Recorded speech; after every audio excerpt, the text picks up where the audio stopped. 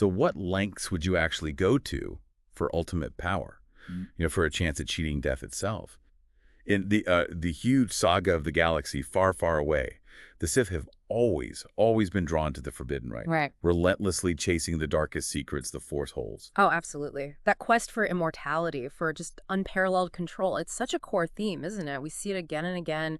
Sith willing to sacrifice absolutely anything, cause unbelievable suffering just for that goal. Okay, yeah, let's unpack this because today's deep dive, and this is fueled by some really fascinating sources our listeners shared, it plunges us right into that obsession. We're tracing the path of one specific Sith Inquisitor, really focusing on how they got their hands on these ancient, powerful artifacts. Right. And our mission here isn't just to list the steps they took. We want to dig into the why. Why were they so driven? What was special about these artifacts? And, highlight those moments, those twists and challenges that really stand out, the ones that maybe defy expectations.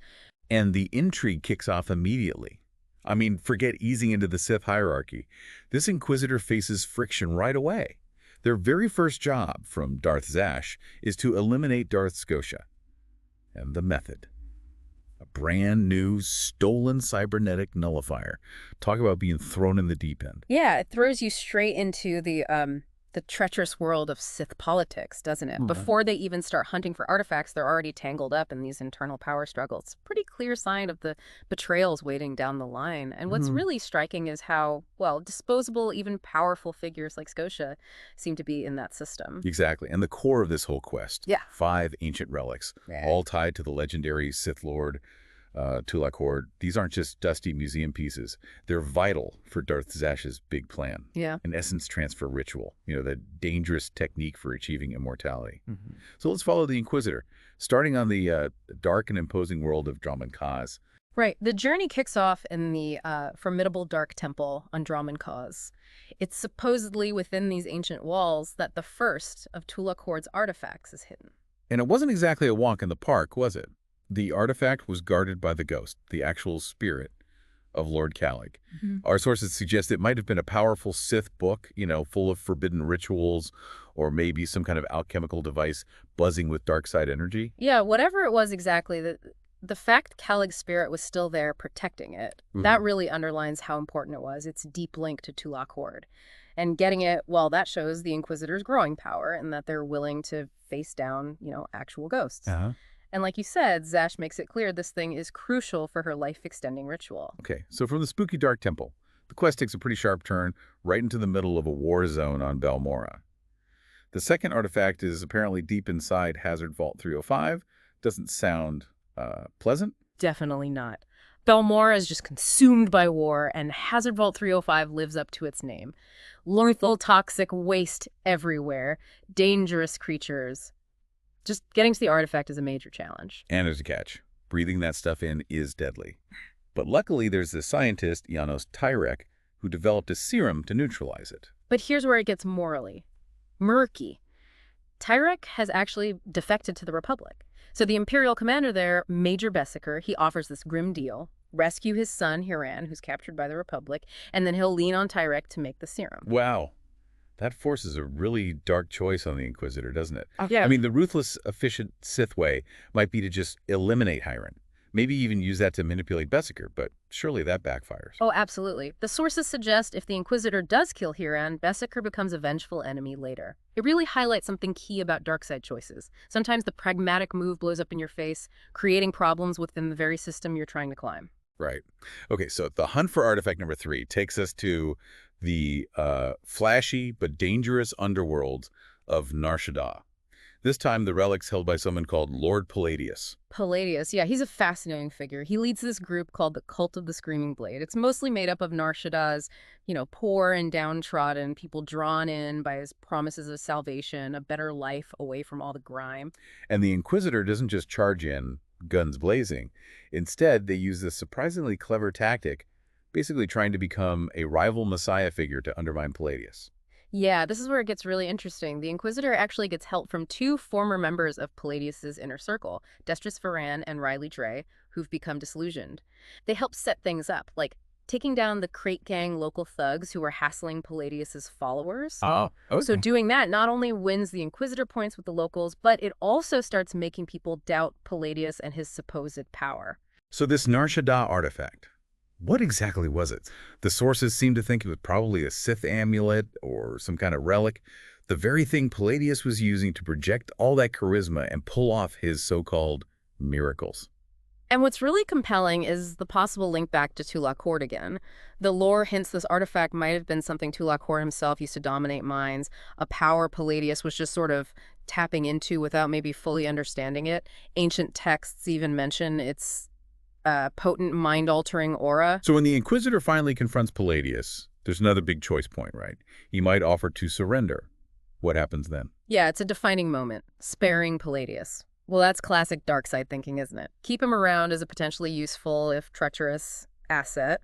But the sources say it costs you Destrus and Riley feel betrayed and turn on you. Killing him, though, that's more keeping your word to your allies, removing a tyrant who was exploiting people. Leans more light side, arguably. Okay, next destination. The scorching deserts of Tatooine. Artifact number 4 has been pinched by pirates, the crew of a ship called the Sky Princess. And here we meet Andronikos Revel. It's almost a classic pirate tale, right? Stranded captain seeking revenge. His first mate, Silas Wilkes, betrayed him, stole the artifact, and Andronikos' favorite blasters. Okay, so it's a perfect setup for an alliance of convenience. The Inquisitor needs the artifact, Andronikos wants revenge and his guns back. Exactly. And we also find out about Casey Ricks, Andronikos' ex-girlfriend. She gives the crucial intel on where Wilkes is hiding out, adds a bit of personal drama to Andronikos' quest for payback. The showdown with Silas Wilkes sounds like a proper Tatooine shootout. Pretty much. The confrontation happens out there in the desert heat. With the Inquisitor's help, Andronikos finally corners Wilkes, and this time, Andronikos makes sure his mutinous first mate pays the price. Revenge served, Tatooine style. And then, kind of unexpectedly, Andronikos Revel decides to join the Inquisitor's crew. Yeah, his reasons seem a bit mixed. Could be a respect for the Inquisitor's power, maybe just the thrill of adventure, or even feeling indebted after getting help with his revenge. Whatever the reason, he becomes their pilot. A pretty useful guy to have around. Right. Okay, so the 5th and final artifact. This takes us to the very elegant world of Alderaan. It's inside a vault belonging to the famous House Organa. Quite a shift from pirates and smugglers. Totally different world. Alderaan, with its deep Republic ties, its noble houses, its sense of justice, it presents a whole different challenge. Just storming House Organa isn't really an option. Too risky. So the Inquisitor has to get tricky. Deception is the key. And this involves a Jedi Master, Nomar Organa, and a woman named Rihanna. How does that work? The Inquisitor basically manipulates Rihanna, using some past relationship she had with Nomar, to trick the Jedi Master into returning to Alderaan. It's all about isolating him, getting him away from Republic support so they can deal with him and get access to that vault. Which leads to a pretty major confrontation then. Sith versus Jedi. The duel with Nomar Organa must have been a serious test. Absolutely. It's shown as a crucial victory. This one-on-one fight really highlights how much the Inquisitor's dark side abilities have grown, probably boosted by the artifacts they've already gathered. They managed to overcome a seasoned Jedi Master who's fighting for the light and the prize. The key to the Organa vault. But just having the key isn't the end of it, right? Vaults usually have guards. Oh, definitely not the end. House Organa throws some serious security at the Inquisitor. We're talking heavily armored wardens with energy pikes, well-drilled infantry. Some even had energy shields and a specialized Vault Keeper droid.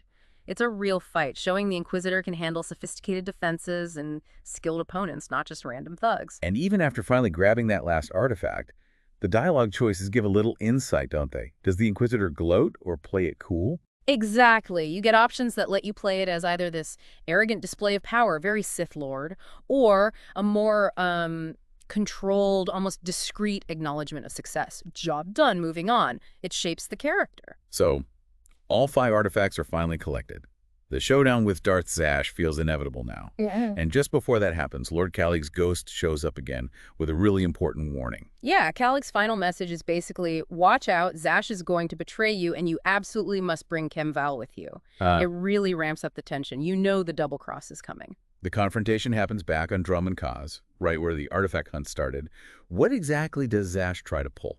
Zash reveals her true plan. She intends to use the essence transfer ritual powered up by all those Tulak Hord artifacts to shove her own consciousness, her life force, into the Inquisitor's body. Basically hijack their body to achieve immortality. Whoa, talk about a serious backstab. But thankfully, Calig's warning paid off. How does Kemval stop her? This is where it gets really surprising. Kemval, because he is a Dashad and because of his old bond with Lord Calig, he has this natural resistance to force powers like essence transfer. He actually withstands Zash's attempt, and somehow he ends up containing her essence inside himself. Wow. Yeah.